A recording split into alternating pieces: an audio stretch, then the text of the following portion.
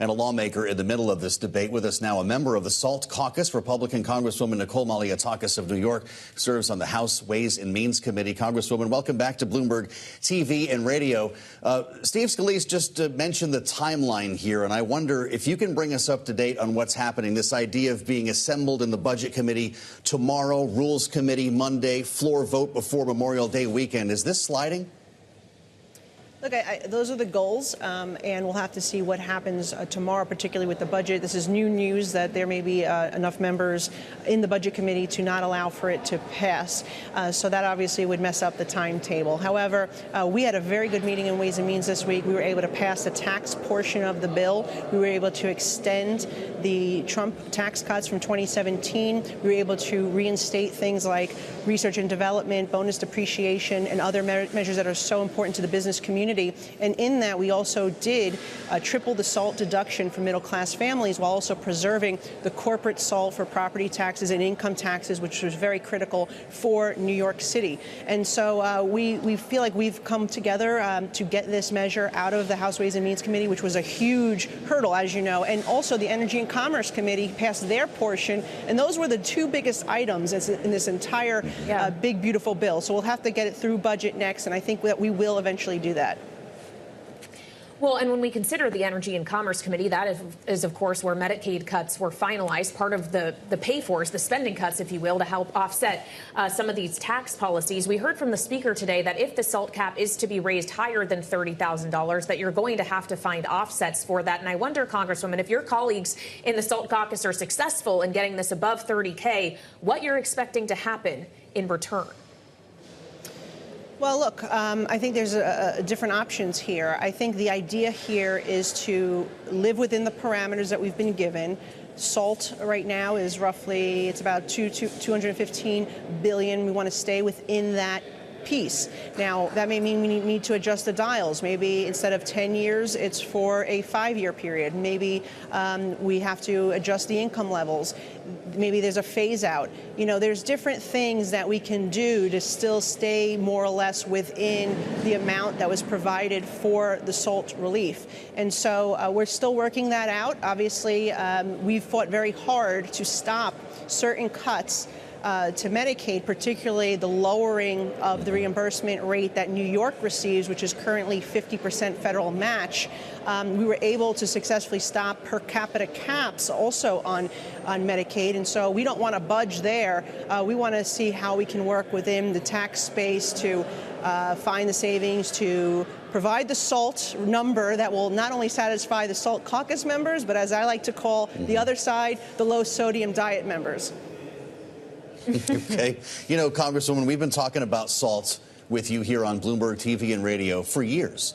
And this morning, while speaking at the Economic Club of Washington, we heard from the chair of your Ways and Means Committee, Congressman Jason Smith of Missouri, about the status of this debate and why it's so difficult. Here's what he said. It's not everything that some of the SALT members want, but I have members of our conference that doesn't even think you should be able to deduct $1, let alone $30,000, but it's a fair and balanced approach. So with that said, Congresswoman, and I know that you're optimistic here to reach a deal, but if you did not, would you vote no to allow the cap to expire? Well, in my situation, being a House Ways and Means member, I pushed very diligently to get to a number that would cover my district. And the tripling of the deduction to $30,000 covers 98% of my district. Now, would I have liked a higher number? Sure. You know, but it's not what you want, it's what you need. That's how this works when you're working with so many other people who represent very different districts. And so I'm proud of the work that I did on this committee to get to where we are. If my colleagues and I can get a little more so they also can be covered in their particular districts, because we've got to remember, you know, they're advocating for their districts. What may be good for me in Staten Island and Brooklyn may not necessarily work in Long Island or Westchester, where there's a higher property taxes. And so we got to come to a resolution here, and I think we'll get there. But again, you don't always get what you want, you get what you need. Sure, but if you don't get a SALT deal, would you vote no? we're going to get a SALT deal. Well, look, my 30,000's in there, so it'll be in there. That has already been approved by Ways and Means. That's the lowest it can be at this time, and I'm happy with the 30 for my district, but I do also want to support my colleagues who have districts with higher property taxes, and they need a little bit of a better number. When we consider the timeline here, Congresswoman, obviously we began this conversation with questions as to whether the actual budget and rules, procedural steps may be delayed here. Knowing that you're up against a deadline to raise the debt ceiling that the Treasury Secretary says realistically needs to happen by mid-July, do you see a chance here that House Republicans might have to separate the debt ceiling hike out of reconciliation and work with Democrats to make sure that gets done while you work out all the difficulties on subject matters like this? Look, absolutely, that could always be a possibility. That's why I'm a member of the Problem Solvers Caucus, which is half Republicans and half Democrats who are centrists that want to come together to solve problems in that type of situation. Hopefully, we can do this with just the Republicans. Let's take advantage of our trifecta and deliver real results that will help working families, American workers, as well as our businesses and children. We have the opportunity here to do so much. Our senior citizens are going to see reduced taxes. We're doubling the child tax credit. We're doubling the standard deduction, increasing it as well. And we're going to be delivering significant results here for all of America. But if we have to negotiate with the Democrats, what happens is, those tax brackets may very well change. They want to see increases on Americans. They do not want to do a lot of the things that we want to see happen, particularly when it comes to senior citizens and children with families. They've voted against a lot of these ideas in the past. And so we have to make sure that we just get this finished. And hopefully the first option here is to try to pass it on our own. But if we have to work with the Democrats, I'm prepared to do that as a member of the Problem Solvers Caucus. Yeah. Well, I know you had an important family meeting today, House Republicans behind closed doors with the Speaker, Congresswoman. I don't know who was loudest in that meeting, but is the Freedom Caucus what's standing between you and passage of this bill?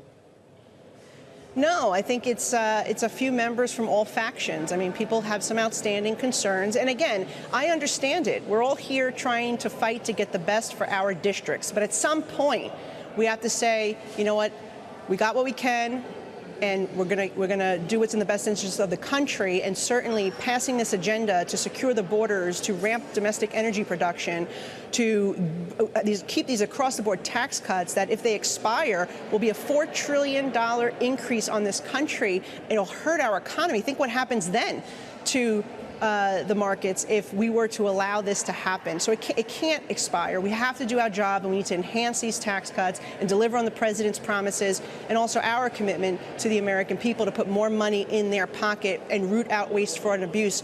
We can get it done, and we have to, because the consequences, I think, would be dire. All right, Republican Congresswoman Nicole Malliotakis of New York, thank you for joining us live from Capitol.